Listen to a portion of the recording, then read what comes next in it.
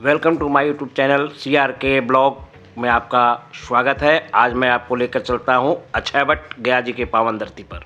तो दे रहा है ये गाछ जो है बट वृक्ष जो है सतयुग से है। इनको त्रेता में सीता महारानी ने साक्षी किया है। जब पिंड देने के लिए दशरथ जी का आए हैं रामचंद्र जी वनवास से लौटने के बाद, तो पहले सीता महारानी को वहाँ पर बैठा करके भगवान सामग्री लाने के लिए चले गए। तब तक दशरथ जी का हाथ बाहर हुआ। पहले पितृ लोग हाथ में पिंड लेते थे, दशरथ जी का हाथ बाहर हुआ। सीता महारानी ने बोली हमारे पास तो कोई सामग्री नहीं है, भगवान आएंगे तो विधिवत श्राद्ध करेंगे, पिताजी आप शांति रखें। तो दशरथ जी बोले हमारे पास भी कोई सामग्री नहीं है, हमारे पास भी कोई सामग्री नहीं है। सीता माता ने बोला, तो दशरथ जी बोले कि हमारे पास भी समय नहीं है, बहुत उम्र धांगनी हो, तुम जो कुछ भी दे दोगी हम लेकर चले जाएंगे। तो सीता माता ने वही बालू से खेल रही थी, वही बालू का पिंड उनके हाथ में दे दिया, वो चले गए। जब भगवान आए और विधिवत श्राद्ध करने के लिए बैठे तो दशरथ जी का हाथ बाहर नहीं हुआ। तो उन्होंने पूछा क्यों ऐसा हो रहा है कि पिताजी का हाथ बाहर नहीं हो रहा है। सीता माता ने बोला, और आकाशवाणी भी हुई कि हाँ हम सीता माता ने जो पिंड दिया है वही लेकर वो चले गए, अब दोबारा नहीं आएंगे। तो भगवान ने पूछा किसने देखा है आपने जो पिंड दिया है। तो उन्होंने 5 लोगों के बारे में बतलाया। प्रथम फाल्गु नदी, दूसरा गौ जो पिंड खाती है, तुलसी जो पिंड पे चढ़ते हैं, ब्राह्मण जो कर्म कराते हैं, और ये अक्षय वट। इन 5 से पूछा गया तो 4 ने झूठ बोल दिया कि सीता माता ने पिंड नहीं दिया। इन्होंने बोला कि नहीं सीता माता ने पिंड दिया है। तो सीता माता ने इन्हें आशीर्वाद दिया कि आप सत्य बोले हैं और आप अक्षय रहें, आपके नीचे जो भी कर्म किया जाएगा वो अक्षय रहेगा, और चारों पदार्थ को आप बांटना, धन पुत्र भक्ति मुक्ति। और चारों को श्राप दिया है सीता माता ने। गौ को बोला है कि तुम्हारा मुख अशुद्ध रहेगा कलयुग में। तुलसी का बोला है कि उनको आपको कोई मान नहीं रह जाएगा कलिकाल में।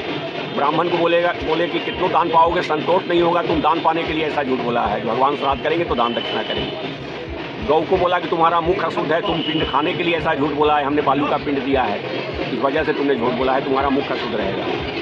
तो ये सतयुग का वृक्ष है और त्रेता में साक्षी किया गया है सीता माता द्वारा, और फिर इनका कभी नाश नहीं है। और ये 5 वट हैं। वृंदावने बटो बंसी, प्रयागे मनोरथा, प्रयागराज किले के अंदर में। निष्कुंभ खल लंकायाम, लंका में भी एक अक्षय वट है। कर्कशः पुरुषोत्तम, जगन्नाथपुरी में एक अक्षय वट है। गयायाम माधवश्च, इनका माधव नाम है। इन 5 का जड़ एक दूसरे से मिला हुआ है, ऐसा प्रमाण मिलता है वायु पुराण में।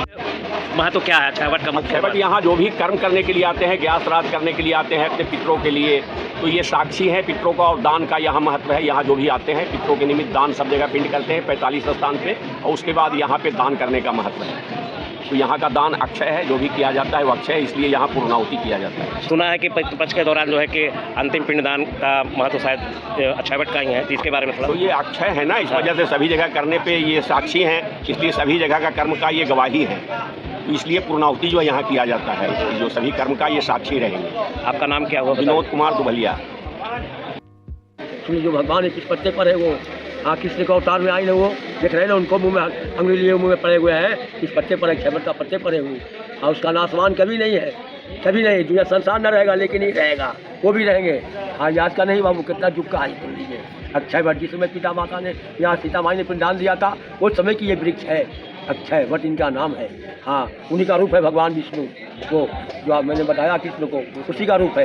हाँ, और पत्ते पत्ते में भगवान है बाबू, बाकी क्या चीज़ है। ऐसे लोग तोड़ ले वो अलग बात है, लेकिन ये हमारा भगवान है। ये पत्ते पत्ते में, हाँ पत्ते पत्ते बचे हुए हैं। बता दिलू ना, करार बिंदे न पदार बिंदम, मुखार बिंदे बिंदवे संतम, पटस पटरा सकुटे श्यानम, बाल मकुंडम मनसा तरामी। धन्यवाद मित्रों, आज के लिए इतना ही। मिलते हैं अगले ब्लॉग में। मेरे चैनल को लाइक सब्सक्राइब करते रहें।